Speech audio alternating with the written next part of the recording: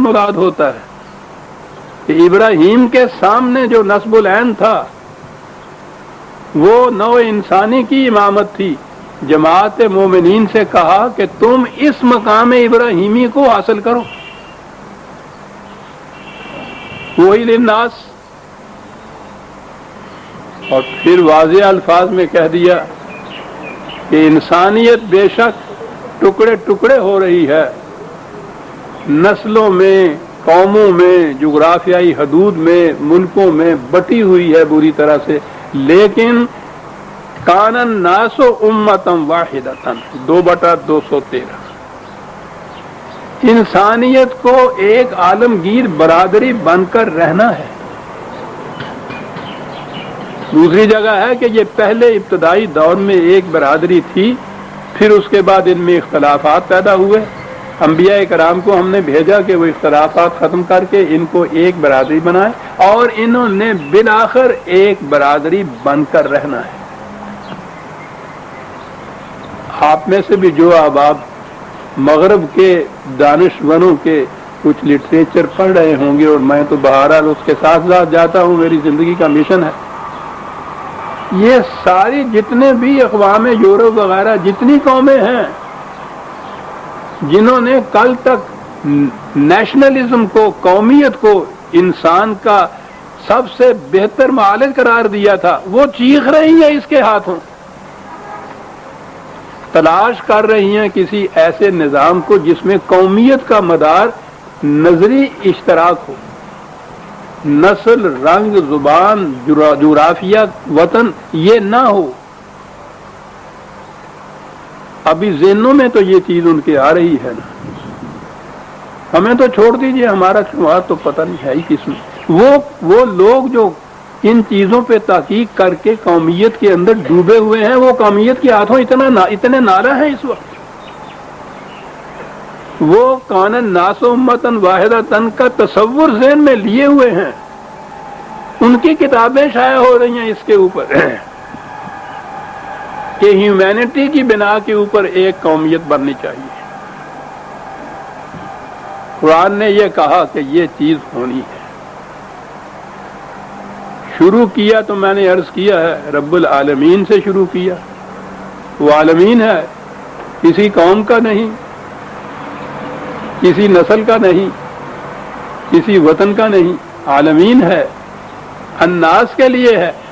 اور جب قرآن کا اختتام ہوا ہے تو قل اعوذ برب الناس، ملک الناس، الہ الناس، بہت ختم ہی ناس پہ کی ہے اس نے. تکمیل ہی اس نظام کی، اس تعلیم کی الناس سے ہونی ہے. یہ آخری الفاظ ہیں قرآن کے. الناس کا رب بھی، الناس کا حاکم بھی، اور الہ بھی ان کا وہی.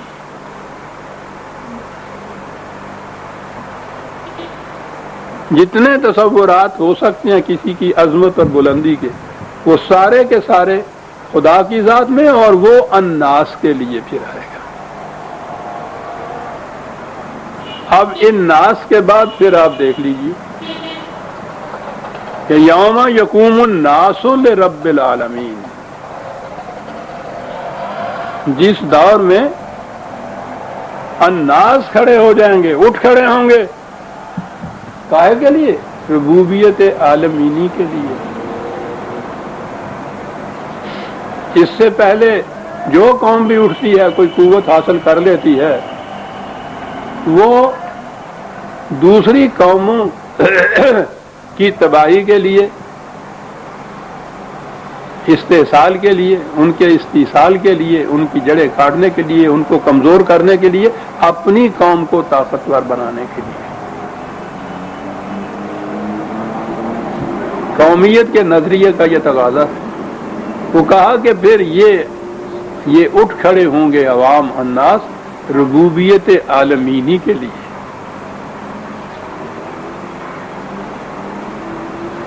اس دور میں کیا ہوگا؟ بڑی عجیب چیزیں آ رہی ہیں. کلا انا کتاب الفجار لفی سجین.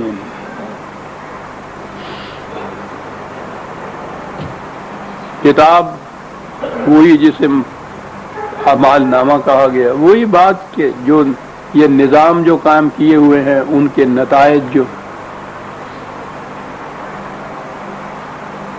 فجار کہا، میرا خیال ہے پہلے یا اس سے پہلے درس میں یہ فاجر اور فجار آ چکا ہوا ہے۔ اس کے معنی ہوتے ہیں ٹکڑے ٹکڑے کر دینے والے۔ تو بات صاف ہو گئی، نو انسانی کو ٹکڑے ٹکڑے کر دینے والے، نیشنلزم کے مسلک کے دائی۔ انسانیت کو تو قرآن نے ایک عالمگیر برادری قرار دیا ہے نا، یہ الگ الگ کر دینے والے۔ اور اس درس میں نے قرآن کی آیات سے بتایا تھا، قرآن نے کہا تھا کہ جنہیں ملانے کا خدا نے حکم دیا تھا یہ ان کو الگ الگ کرتے ہیں۔ ہمارے ہاں میں نے کہا تھا نا کہ جو فاسق و فاجر کا لفظ آ رہا ہے، ہمارے ہاں تو یہ الفاظ اب رہ گیا ہے، کوئی کھڑے ہو کے سوچتا ہی نہیں کہ اس کے معنی تو دیکھ لیجئے کہ کیا ہے۔ الگ الگ کر دینے والے، ٹکڑے ٹکڑے کر دینے والے ہیں۔ یہ کیوں سوچیں اس کو؟ سب سے بڑے الگ الگ ٹکڑے کرنے والے تو خود ہیں۔ عالمگیر انسانیت کو ایک برادری بنانا تو ایک طرف، انہوں نے تو مسلمانوں کے ٹکڑے کر رکھے ہوئے۔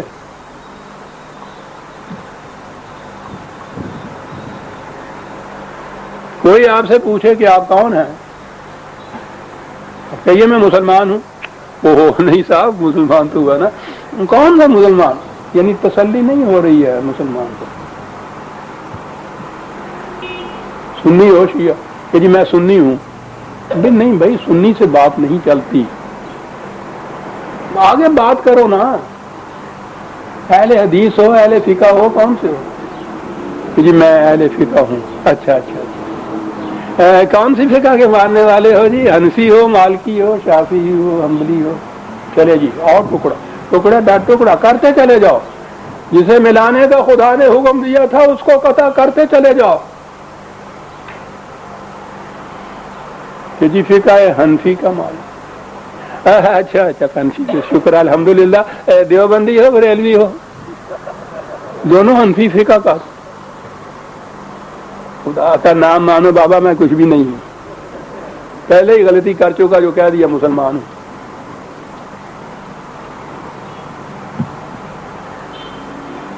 یقطعون ما امر اللہ بہ ان یوصل، جنہیں ملانے کا حکم دیا تھا خدا نے تم ان کے ٹکڑے ٹکڑے کر رہے ہو۔ تو یہ کیوں ان آیات پہ غور کریں گے؟ قرآن کا مقصود تو انسانیت کو عالمگیر برادری بنانا ہے، اور ان کا مقصد دینی جن کو یہ شرعی کہتے ہیں، خود انسانیت تو ایک طرف رہی، جو مسلمان امت واحدہ تھی اس امت واحدہ میں بھی ٹکڑے ٹکڑے کر دینا، اور متشدد ہیں اپنے اپنے فرقے میں۔ بڑے فخر سے اعلان ہوتے ہیں، ان کے اخبارات کا بھی پڑھیے، الحمدللہ فلاں جگہ فلاں مسجد میں فلاں مولوی صاحب کے حق کے اوپر فلاں نے آ کے اسلام قبول کر لیا، بیعت کر لی، مسلمان ہے، پہلے وہ فقہ کو مانتا تھا پھر حدیث کو ماننے لگ گیا تو یہ سب مسلمان ہوا۔ یہ گرہیں اتنی شدت سے کسی جاتی ہیں کہ ادھر سے ادھر نہیں ہو جاتا۔ تو جس قوم کی اپنی حالت یہ ہو کہ وہ مومن کہلانے کے باوجود خدا نے تو مسلمین کا نام رکھا تھا، وَسَمَّاكُمُ الْمُسْلِمِينَ، اب صرف مسلم یا مسلمان نام تسلی کی وجہ نہیں رہا، آگے پھر ٹکڑے ٹکڑے جو کریے جاتے ہیں وہ بھی بتانا پڑتا ہے۔ تو جو قوم اس کو اپنے ہاں دین سمجھ رہی ہو، اسلام سمجھ رہی ہو، وہ عالمگیر انسانیت کا تصور ہی نہیں کر سکتی۔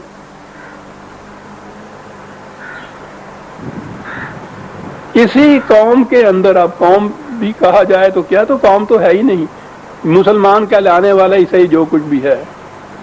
دیکھ رہے ہیں 4 سال سے جنگیں شروع ہوئی ہیں آپس میں، بڑے فخر سے اعلان ہوتا ہے کہ ہم نے کل ایک دن کے اندر 10,000 علاقے مار دیے، وہ کہتے ہیں ہم نے اتنے جہاز ان کے ڈبو دیے، ان کے۔ اے چشم اشک بار ذرا دیکھ تو صحیح، یہ گھر جو بہ رہا ہے کہیں تیرا گھر نہ ہو۔ اور کس کے مار دیے 10,000 اور کس کے دبو دیے جہاز کو.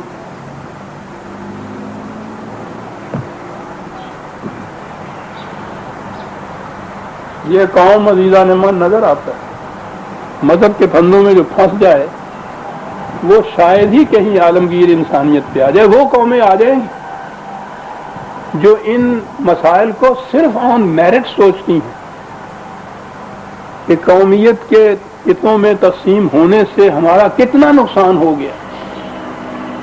وہ ان مسائل کو ڈسکس ہی اس نقطۂ نگاہ سے کرتے ہیں کہ اس کے بعد اگر ان تفرقات کو ہٹا دیا جائے، ختم کر دیا جائے تو کس قدر ہمیں فائدہ ہوگا. وہ اس بنا پہ کر رہے ہیں. یہاں سوال ہی نہیں. ایک مسجد بنتی ہے اور اس کے اوپر شروع ہو جاتی ہیں لڑائی فساد جنگل، پولیس آ جاتی ہے، مقدمے چلتے ہیں. اہل حدیث کے لیے ہوگی یا اہل فقہ کے لیے ہوگی؟ مسجد خدا نے کہا تھا ان المساجد للہ، مسجد صرف اللہ کے لیے ہوگی. کہیں گے نہیں اللہ کے لیے ہوگی، اہل حدیث کے لیے ہوگی تو گویا خدا اہل حدیث ہوا نا. وہ کہتے ہیں نہیں وہ حنفی ہے. اللہ کے لیے جو مسجد ہے تو پھر وہ کہتے ہیں نا حنفیوں کے لیے ہونی چاہیے. مذہب پرست قوم نہیں آ سکتی. کلا انا کتاب الفجار، یہ ہیں فجار، انسانیت کو ٹکڑے ٹکڑے کر دینے والے تھے. ان کے اعمال نامہ کا نتیجے میں لفی سجین، سجن ویسے تو جیل خانے کو کہتے ہیں، بنیادی معنی ہوتے ہیں روک دینا کسی کو، بند کر دینا کسی کو، رکاوٹیں پیدا کرنے والے. یہ جو تھے جو انسانیت کے راستے میں روک بند کر کھڑے تھے، خود ان کے راستے میں رکاوٹیں پیدا کر دی جائیں گی کہ یہ اپنا نظام نہیں آگے بڑھا سکتے. اور یہ عجیب بات ہے، کتاب جو کہا کسی خارجی قوت یا طاقت کی بنا پہ نہیں ہوگا. جو ان کا نظام تھا، تمہاری تہذیب اپنے خنجر سے آپ ہی خودکشی کرے گی. جو شاخ نازک پہ آشیانہ بنے گا نہ استوار ہوگا. یہ شخص قرآن سے یہ مفہوم لیتا تھا. یہ جو ہے تمہارا اعمال نامہ جو ہے وہی جیل خانہ بن جائے گا تمہارے لیے. کیا بات ہے انداز.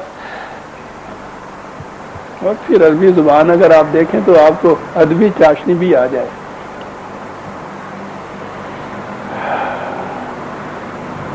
وما ادراک ما سجین، ہمارے ذہن میں خیال پیدا ہوگا کہ یہ جو کہہ رہے ہیں کہ جیل خانہ، تو بتائیں گے کہ کوٹ لکھپت کا جیل خانہ یا یہاں کا جو پہلے بنایا ہوا تھا یا فلاں سینٹرل جیل، کچھ نشاندہی کریں گے کسی جیل خانے کی کہ جیل خانہ جو کہہ دیا. وہ کہا یہ جیل خانہ نہیں ہے، کتاب مرقوم اعمال نامہ ہے.